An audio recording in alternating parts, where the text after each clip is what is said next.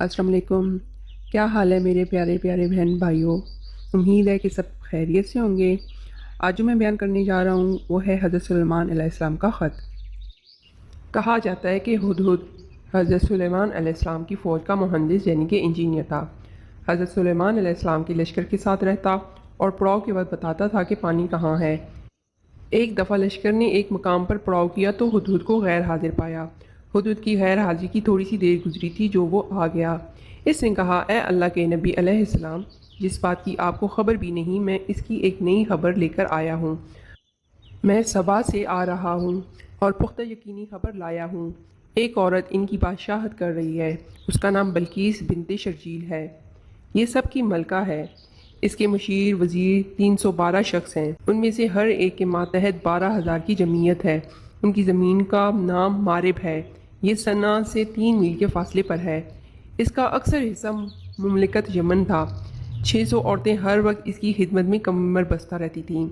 اس کا دیوان خاص جس میں یہ تخت تھے بہت بڑا محل تھا، بلند و بالا، کشادہ اور فراخ، پختہ، مضبوط اور صاف، جس کے مشرقی حصے میں 360 طاق تھے اور اتنے ہی مغربی حصے میں۔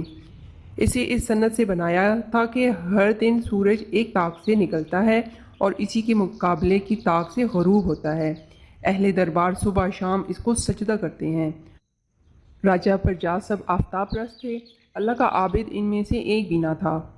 ہدہد کی خبر سنتے ہی حضرت سلیمان علیہ السلام نے اس کی تحقیق شروع کر دی کہ اگر یہ سچا ہے تو قابل معافی اور اگر جھوٹا ہے تو قابل سزا۔ اسی سے فرمایا کہ میرا یہ خط بلقیس کو جو وہاں کی فرما روا ہے دے آپ۔ اس خط کو چونچ میں لے کر یا پر سے بندھوا کر ہدہد اڑا۔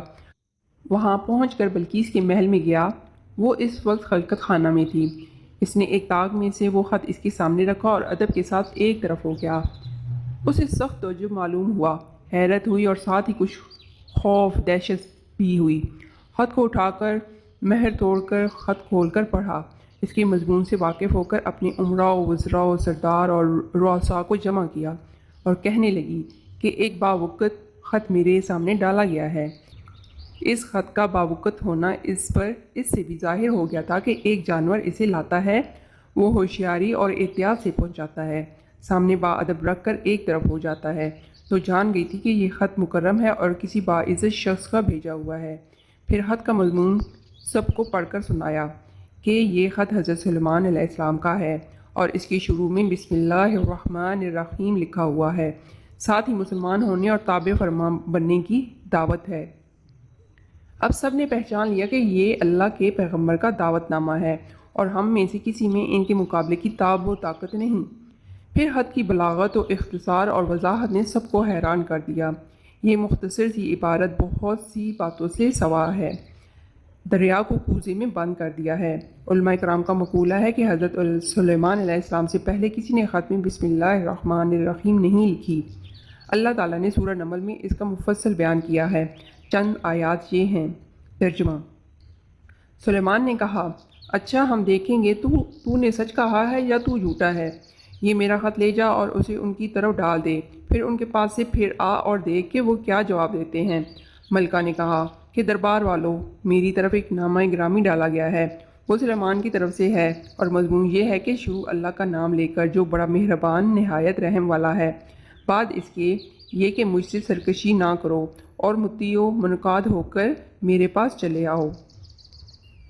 چونکہ ہدہد خیر کی طرف بلانے والا، ایک اللہ کی عبادت کا حکم دینے والا، اس کے سوا غیر کے سامنے سجدے سے روکنے والا تھا، اسی لیے اس کے قتل کی ممانعت کر دی گئی۔ نبی کریم صلی اللہ علیہ وسلم نے 4 جانوروں کا قتل منع فرمایا ہے: چیونٹی، شہد کی مکھی، ہدہد اور سرد یعنی لٹورا۔ تو اس کے ساتھ ہی یہ یہاں پہ ختم ہوتی ہے کہانی۔ تو آپ نیچے کمنٹ میں بتائیں آپ کو یہ کیسی لگی۔ تو انشاءاللہ میں پھر نیکسٹ جو ہے ایک اور اچھی کہانی کے ساتھ حاضر ہوتا ہوں۔ السلام علیکم ورحمۃ اللہ وبرکاتہ۔